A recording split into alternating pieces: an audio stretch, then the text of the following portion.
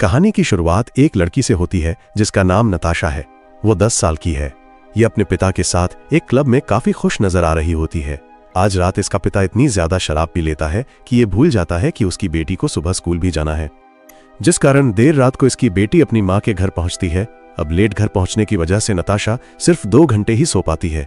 वहीं सुबह होते ही इसकी माँ इसे स्कूल जाने के लिए जगाने आ जाती है, जहां नताशा अपनी माँ से कहती है कि वह अभी भी थकी हुई है, उसे और सोने दो। जिसे सुनकर इसकी माँ कहती है कि नाइट क्लब बच्चों के लिए नहीं होते हैं, और अगर वो फिर कभी नाइट क्लब गई तो वो उसे कभी भी उसके पिता के साथ बाहर नहीं जाने देगी। अपनी माँ की ये बात सुनकर नताशा उन्हें कहती है कि कम से कम उसके पिता को प्यार करना तो आता है, आपको तो वो भी नहीं आता। नताशा के ये शब्द सुनते ही इसकी माँ को काफी गुस्सा आ जाता है। ये फौरन इसे एक जोरदार थप्पड़ जड़ देती है, लेकिन फिर बाद में ये बहुत पछताती है। ये अपनी बेटी से माफी मांगने की कोशिश करती है, लेकिन तब तक नताशा अपना बैग उठाती है और स्कूल के लिए निकल जाती है, जहां सड़क पर एक आदमी अपनी कार से उतरकर नताशा को किडनैप कर लेता है। परंतु वहीं पर खड़ी एक छोटी लड़की नताशा को किडनैप होते हुए देख लेती है। किडनैपर नताशा को अपने घर ले जाता है, जहां ये नताशा को एक अंडरग्राउंड कमरे में बंद कर देता है। जिसके थोड़ी देर बाद नताशा को होश आता है तो वह खुद को एक छोटे कमरे में बंद पाती है। तब उसे एहसास होता है कि उसे किडनैप कर लिया गया है, जिससे नताशा चिल्लाकर मदद मांगने लगती है। लेकिन इसकी सारी मेहनत बेकार जाती है, क्योंकि ये कमरा पूरी तरह से साउंड प्रूफ होता है। किडनैपिंग के कुछ दिन बाद ये किडनैपर, जिसका नाम वोल्फगैंग है, ये नताशा के लिए कुछ खाना और कहानी की किताबें लेकर आता है। जहां रात को ये किडनैपर नताशा को सुलाने के लिए कहानियां पढ़कर सुनाता है। कहानी सुनाने के बाद जैसे ही ये बाहर जाने लगता है तो नताशा उससे कहती है कि वो उसके माथे पर किस करे, क्योंकि उसकी माँ रोज उसे सोने से पहले उसके माथे पर किस करती है। नताशा की ये बात सुनकर किडनैपर थोड़ी देर तो हिचकिचाता है, लेकिन फिर बाद में ये इसके माथे पर किस करके चला जाता है। अगले दिन वोल्फगैंग टीवी पर नताशा की किडनैपिंग की खबर देखता है। उस समय इसकी माँ भी घर पर ही होती है। वो ज्यादातर उसके लिए खाना बनाती है और घर की सफाई करती है। वोल्फगैंग की माँ भी इस खबर को देखती है और हैरान होती है। वो अपने बेटे से पूछती है कि किसने इस लड़की को किडनैप किया होगा, जहां ये जवाब देता है कि जिसने भी ऐसा किया है वो पक्का मानसिक रूप से बीमार है और जल्दी ही पकड़ा जाएगा। थोड़ी देर बाद जब इसकी माँ खाना बनाकर और सफाई करके चली जाती है तो वोल्फगैंग नताशा के पास जाता है ताकि वो उसके बालों को धो सके। लेकिन नताशा उससे अपनी माँ को एक संदेश देने को कहती है, जिसमें लिखा होता है कि वो ठीक है, ताकि उसकी माँ को उसकी चिंता ना हो। लेकिन वोल्फगैंग नताशा को मना कर देता है और कहता है कि उसने उसके परिवार से फिरौती की रकम मांगी थी, जिसे उसके माता पिता ने नहीं दिया, और अगर वे सच में उससे प्यार करते तो वो उसे पैसे दे देते। ये इसे कहता है कि उसने उन्हें सूचना दी थी, लेकिन उन्होंने कोई जवाब नहीं दिया। इसका मतलब यह है कि उसका परिवार उससे प्यार नहीं करता है। वोल्फगैंग के ऐसा कहते ही नताशा गुस्से से चिल्लाने लग जाती है और कहने लगती है कि वो उससे झूठ बोल रहा है। यह सुनकर वोल्फगैंग गुस्से में नताशा के मुंह को साबुन वाले पानी में डाल देता है। ये कमरे से निकलने से पहले नताशा से कहता है कि उसे ये पूरा कमरा साफ करना होगा, और अगर उसने सफाई नहीं की तो वो उसे जान से मार डालेगा। वहीं कुछ दिन बाद नताशा को खोजते हुए वोल्फगैंग के घर पर पुलिस आ जाती है।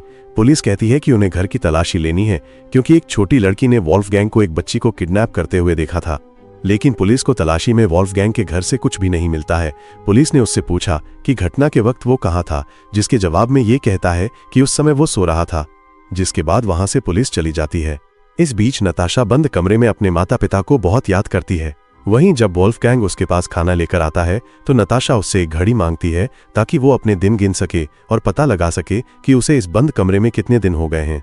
वोल्फगैंग नताशा की ये बात मान लेता है, लेकिन ये इससे एक शर्त रखता है कि उसे उसकी सभी बात माननी होगी, जहां नताशा इसकी सभी बातों को मान लेती है। जिसके बाद ये किडनैपर इस बंद कमरे में एक डिवाइस लगा देता है, जिससे कि ये किसी भी समय नताशा से बात कर सके। ऐसे ही बहुत दिन बीत जाते हैं और हमें पता चलता है कि नताशा को किडनैप किए हुए आज 183 दिन हो चुके हैं। अब नताशा हालात के अनुसार खुद को ढालने लगी है।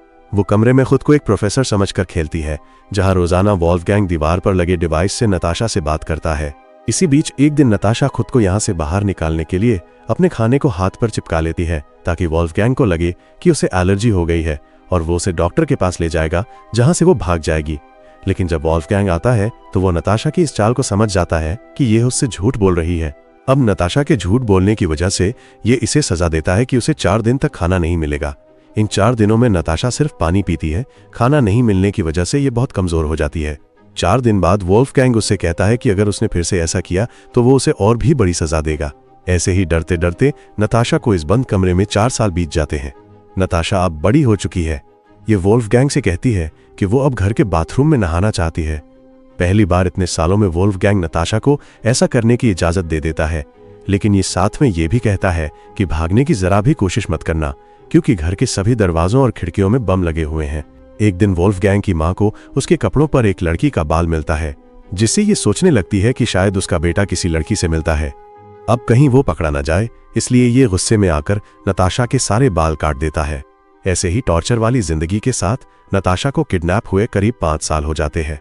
ये एक क्रिसमस की रात को अपने सिर पर ताज पहनकर अकेले जश्न मना रही होती है कि तभी वहां वोल्फगैंग आ जाता है, जो कि अपने साथ एक कैमरा और कुछ गिफ्ट्स लाया होता है।